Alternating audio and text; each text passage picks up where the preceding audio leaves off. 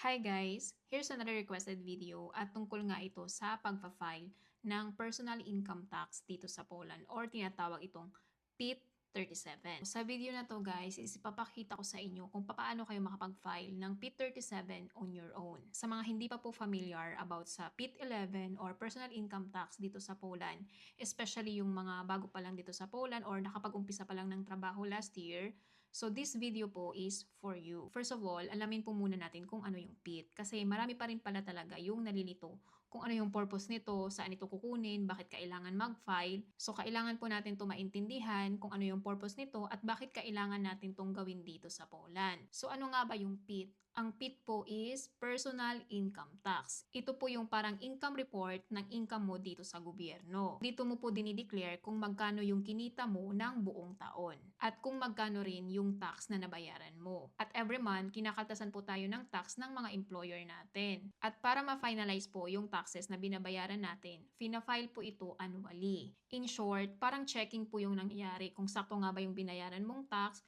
kung sobra yung binayaran mong tax, or may kulang ka pa sa binayaran mong tax. Kaya sinasabi ko din po sa inyo na hindi po always merong tax refund kasi magdedepende po yan talaga sa total withhold tax na nabayaran mo buong taon. Para magkaroon po kayo ng idea kung magkano yung tax rate na binabawas sa mga sahod natin dito sa Poland.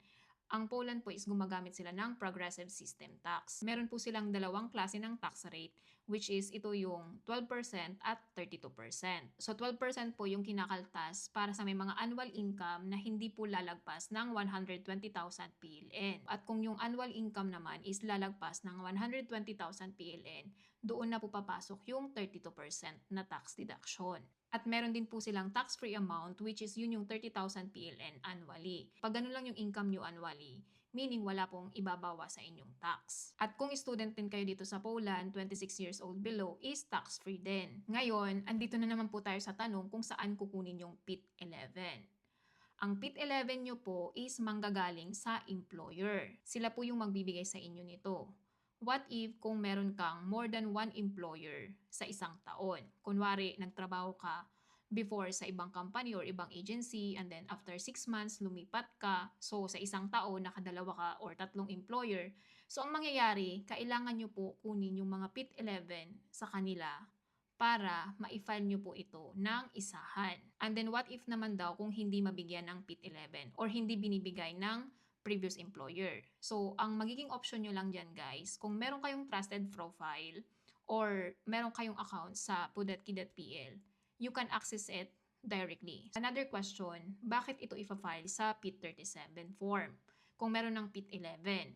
So, dito kasi sa Poland guys, merong iba't ibang klase ng form. So, ang PIT-37 po is yung pinaka-common para sa mga employee or workers. So, lahat po ng details na mga galing doon sa PIT-11 nyo is itatransfer lang natin sa PIT-37. At yung PIT-37, yun na po yung isasubmit natin sa tax office. Ngayon, ipapakita ko po sa inyo kung paano kayo makapag-file in an easiest way. Lalo na yung mga wala pang accounts sa pudatki.pl or wala pong mga trusted profile, ito po yung alternative para makapag-file kayo ng PIT-37. Mag-open lang tayo ng browser, gamit natin yung Google, at i-type lang ang ptax.pl.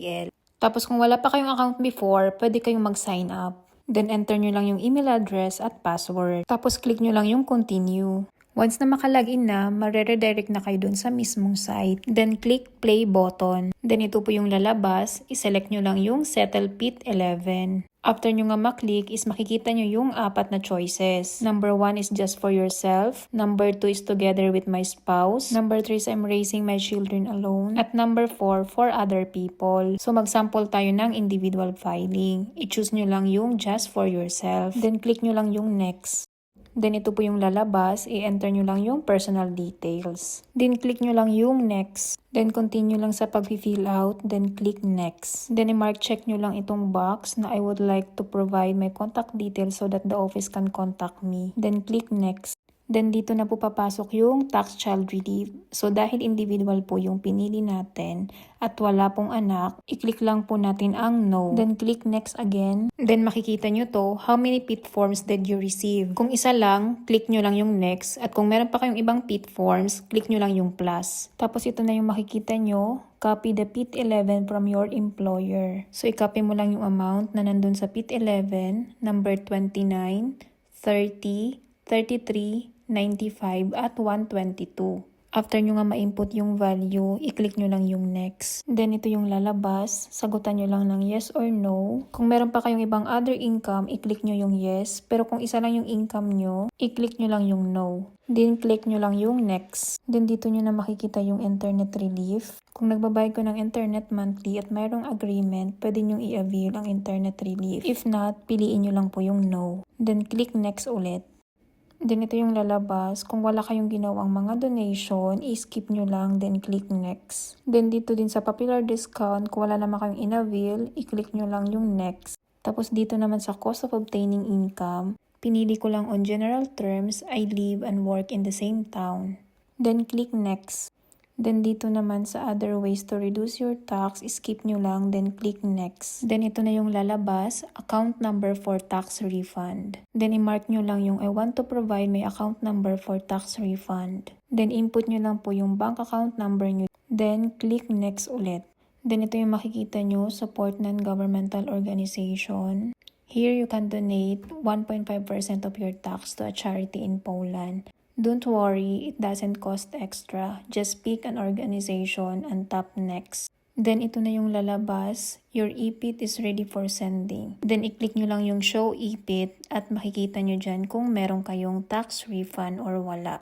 Then dito nyo na makikita yung option kung isend nyo na yung official EPIT through online or pwede nyong i-print at i-submit in person sa tax office. Kapag nakapili na kayo, i-click nyo lang yung next. At kung gusto nyo makakuha ng copy, i-mark nyo lang yung check, then sa baba, then click nyo lang yung next. Then ito na yung information na makikita nyo kung gaano katagal kayo mag-aantay for tax refund. Then click nyo lang ulit yung next. Tapos makikita nyo to yung taxpayers basket. You have the option kung gusto nyo mag-donate or hindi. So choose lang number 1 kung hindi kayo mag-donate. And then click next. Then ito na yung last na makikita nyo, submitted PIT-37 is accepted. And you can download the copy or confirmation sa UPO. At marireceive nyo din po ito sa mga email nyo. And tadan! Ito po yung confirmation na marireceive nyo or mada-download.